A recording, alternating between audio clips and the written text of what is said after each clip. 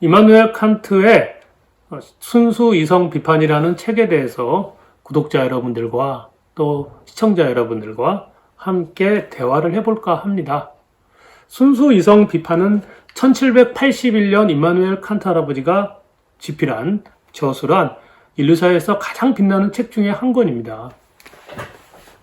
1781년 순수 이성 비판. 순수 이성 비판은 철학책입니다. 여러분, 철학이란 무엇입니까? 사람마다, 심지어 철학자들마다 철학이란 무엇인지 그것을 정의하는 방식과 내용이 다릅니다.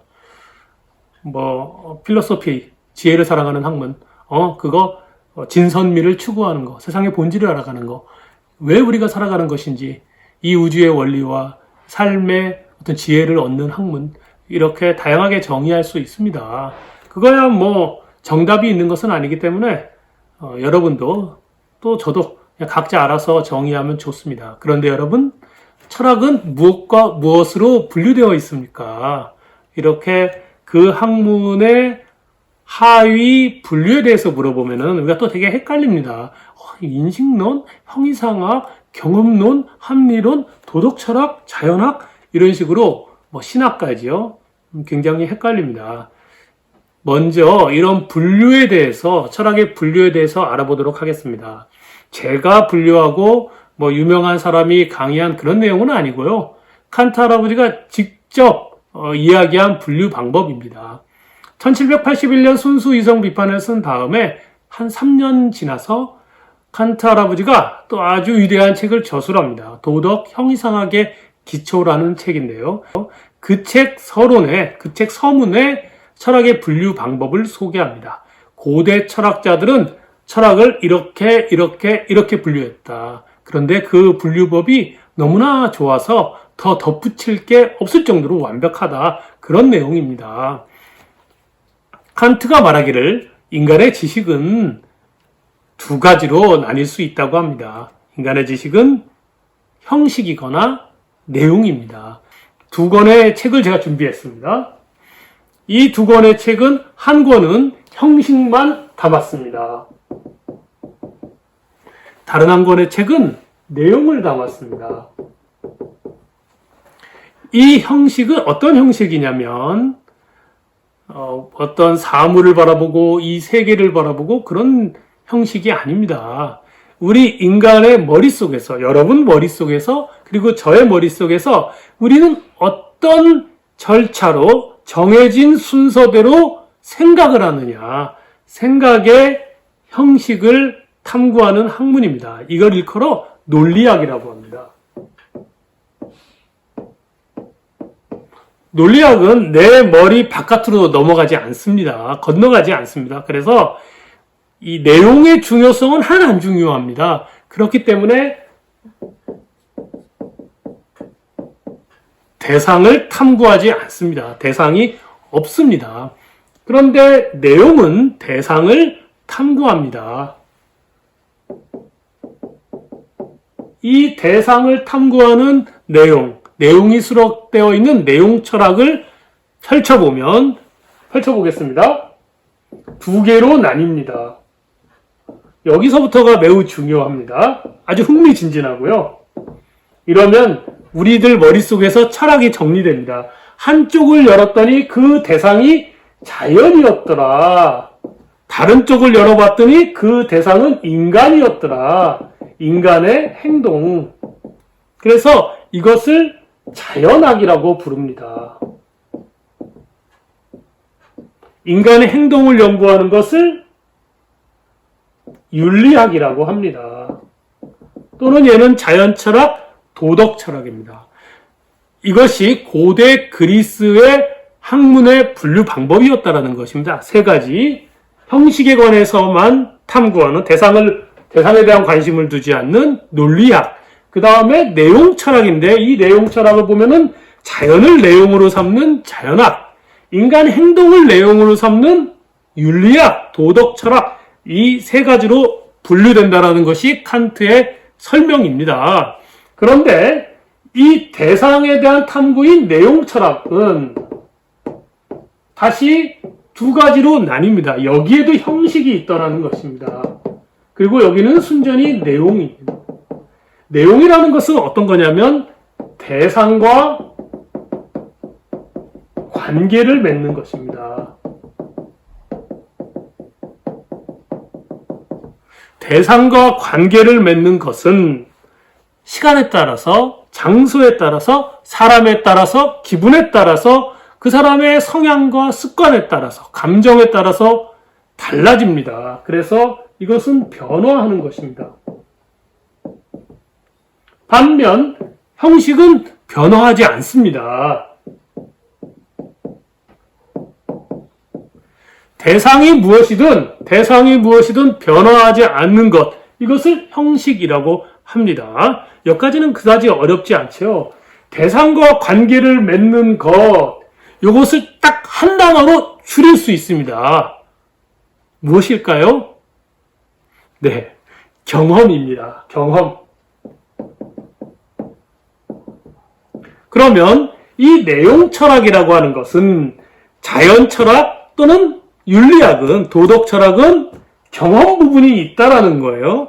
경험은 이 철학 중에 내용을 얘기하는 거고 변화하는 것입니다. 그런데 이 형식에 관한 것은 내용 철학 중 형식 부분은 변화하지 않습니다. 따라서 이것은 경험이 없습니다. 대상과 관계하는 것과 무관합니다. 그것을 칸트는 뭐라고 말하냐면 순수하다라고 합니다. 불순물이 없다. 근데 그 불순물이 뭐냐? 경험이 개입되어 있지 않다. 비경험적이다. 사람들의 경험에 의해서 변화하지 않아. 그러니까 순수하다라고 하는 것입니다. 다시 한번 정리해 보겠습니다. 그러면 우리가 순수 이성 비판을 이해할 수 있습니다. 자연 철학은 두 가지로 나뉩니다. 1번 변화하지 않는 부분. 그래서 그거를 변화가 없어요. 2번, 일단 이렇게 표현하겠습니다. 2번, 변화하는 부분, 이 경험입니다. 마찬가지로 윤리학, 도덕 철학도 1번, 변화하지 않는 부분, 2번, 경험이 변화하는 부분, 경험이 있는 부분, 이렇게 나뉩니다. 변화하지 않는 것은 우리가 무엇이라고 말합니까? 모든 경우, 어떤 경우, 항상 적용되는 것, 그것을 법칙이라고 하지요. 법률, 법칙을 연구하는 거가 되겠습니다. 변화하지 않는 것들, 이 경험이 없는 것들, 이것을 일컬어 뭐라고 하냐면 형이상학이라고 합니다. 사람들이 말하기를 형이상학이 뭐야? 그러면 좀 여러분 몽롱할 거예요.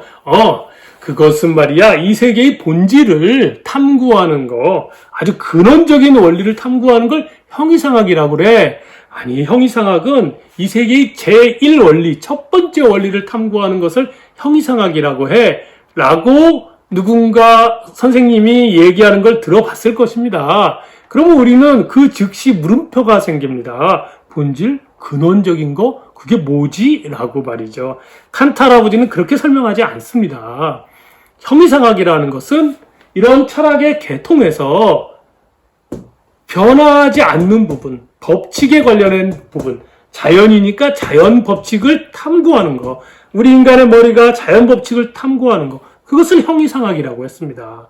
또한 인간의 행동에 관해서 언제나 보편적으로 적용되는 거, 그걸 도덕법칙이라고 하는데, 이 도덕법칙, 변하지 않는 거, 인간의 경험에 따라서 이랬다 저랬다 하지 않는 거, 그것을 탐구하는 걸 형이상학이라고 그랬습니다. 자연 영역이니까 자연의 형이상학, 도덕 영역이니까 도덕 형이상학. 이해하시겠죠? 논리학은 형식만 탐구하는 거니까 논외입니다. 그러나 내용 철학에서는, 자연학과 윤리학에서는 항상 형이상학 부분이 있고 형이상학이 아닌 부분이 있습니다. 경험에 관한 실험과학 같은 거요. 우리가 실험을 통해서 과학적인 진실을 알아낼 수 있지 않습니까? 실험은 곧 경험이니까 그런 것은 일반 자연학, 일반 과학이 되는 것이고, 도덕 철학에서도 모든 인간에게 적용되는 원리를 탐구한다면 도덕 형이상학. 사람마다 사람의 성향, 기질, 습관, 자라난 환경, 이것에 의해서 바뀌는 것은 그냥 심리학 또는 인간학으로 보자는 것입니다. 칸트가 관심 있는 것은 이런 경험적인 부분이 아닙니다. 자연 형이상학이고 도덕 형이상학입니다. 자, 자연 형이상학과 도덕 형이상학을 철학이 탐구해야 한다는 것이죠. 그러면 자연 형이상학, 도덕 형이상학을 따지기 전에 형이상학 자체에 대해서 좀 탐구해 봐야 되지 않겠는가가 칸트의 발상이었습니다. 그래서 그 결과가 수십 년간 연구한 결과가 순수이성 비판입니다. 순수이성 비판은 자연 형이상학을 탐구하기 위하여 도덕 형이상학으로 나아가기 위하여 예비적으로 연구한 결과물이 순수이성 비판입니다. 순수이성 비판은 철학책입니다. 그리고 순수이성 비판은 형이상학 책입니다. 칸트가 말하기를 그렇게 썼어요. 순수이성 비판에.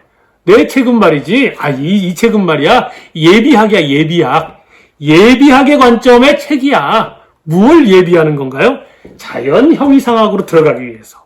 도덕 형이상학으로 들어가기 위해, 입문하기 위해서는 우리가 형이상학을 먼저 좀 알아야겠다. 그런데 칸트가 굉장히 특이한 게 있습니다. 인류 철학사 전체를 통틀어서 아주 독특한 발상을 했던 것입니다. 사람들은 형이상학을 얘기하면 대상을 봅니다. 이 대상을 말이죠.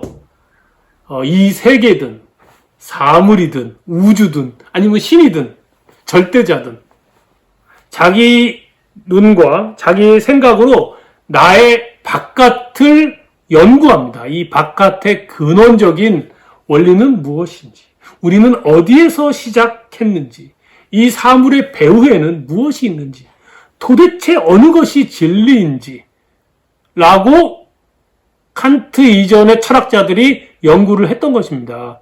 칸트는 그러지 않았습니다. 칸트는 이 예비 학문으로서 형이상학을 하는데 바깥을 보는 게 아니라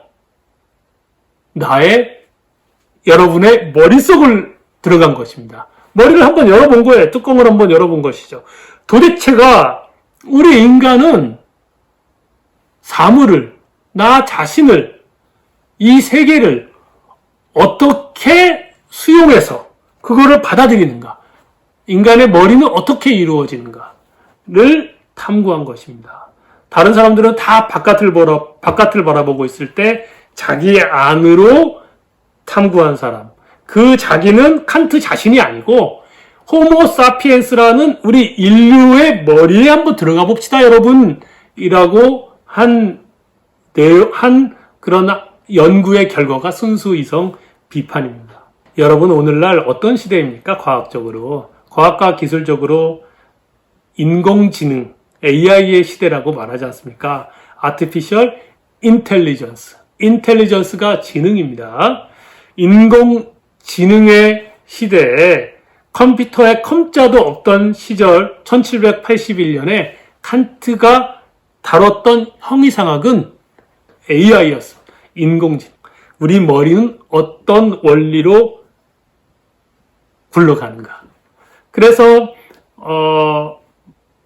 우리가 공학적인 약간의 지식, 컴퓨터에 대한 이만큼의 지식, 알고리즘과 센서 기술을 조금 알고 프로세서가 하는 것 조금 그렇게 알고 있는 상태에서 순수이성 비판을 읽으면 완벽하게 그 전반부는 인공지능 기술에 관한 것입니다.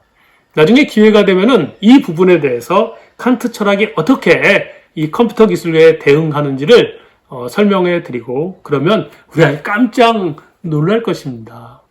자, 칸트의 책은 순수이성 비판은 철학책이고 형이상학입니다. 형이상학은 무엇이냐면 칸트의 분류 기법에 따르면 자연이든 우리 인간이든 인간의 행동이든 이 부분에서 변하지 않는 부분, 자연에 변하지 않는 부분, 인간 행동의 도덕에 변하지 않는 부분, 이 변하지 않는 부분을 탐구하겠다는 것이 형이상학인데, 자연 형이상학으로 들어가기 전에, 도덕 형이상학으로 들어가기 전에 먼저 형이상학 자체를 한번 알아보겠다. 그러나 형이상학을 이전 철학자들처럼 이 하늘을 바라보든 또는 땅을 바라보든 그런 식으로 보지 않겠다. 인간의 머릿속 안에 들어가 보겠다. 그것이 순수 이성 비판의 기획 의도이자 그것의 결과입니다. 그래서 우리가 이제 순수 이성 비판을 딱 펼치면 바로 좌절을 하죠. 무슨 내용인지 모르겠다. 제가 이 책 읽었고요. 두 권으로 이루어져 있어요. 백정현 선생님의 순수 이성 비판. 엄청 더럽게 빡세고 미친 듯이 읽었습니다. 다 읽는데 힘들었어요. 저는 난해 전문가입니다. 기술에 대해서, 과학에 대해서 난해한 것을 읽고 이해하는, 또 글에 대해서 편집하면서 어려운 문장을 읽고 이 사람의 말하려는 본래 의도가 이것일까라고 추측해내는 그런 일을 하는 사람인데, 순수 이성 비판을 읽으면서 힘들었습니다. 그래서 영어 실력 많이 늘었습니다. 도무지 무슨 내용인지는 모를 때 이것은 도무지 한국어가 아니야, 이게 무슨 우리나라 문장이야 할 정도로, 놀라울 정도로 복잡하고 난해하고 뜻없는 문장이 있었는데, 그러면은 이제 캠브리지 대학의 영어 번역본이 있습니다. 가장 저명하고 권위 있는 영어 번역본이고, 그것을 참조로 읽었습니다. 지금은 최재희 선생님의 순수 이성 비판을 읽고 있는데, 이 책은 백종현 선생님의 책보다 훨씬 문장이 좋습니다. 다만 1972년의 초판이기 때문에 예스러운 말투가 많습니다. 어쨌든 서양 사람들이 봤을 때는 순수 이성 비판이 잘 읽히고 이해하는데 그다지 어려움이 없습니다. 그런데 왜 한국인들은 순수 이성 비판을 읽으면 도무지 난해하고 무슨 말인지 모르겠고 어떤 교사가 필요한, 어떤 해설자가 필요한 것일까요? 이 부분에 대해서는 다음 시간에 이야기해 보도록 하겠습니다. 오늘은 철학의 분류에 대해서 칸트의 분류법에 따라서 철학을 한번 간단하게 분류해 봤고, 그 분류한 상황에서 순수 이성 비판이 어느 위치에 있는가를 간단하게 살펴봤습니다. 다음 시간에는 어째서 한국어 번역 순수 이성 비판을 읽기 어려운가, 그것에 대해서 이야기해 보도록 하겠습니다. 감사합니다.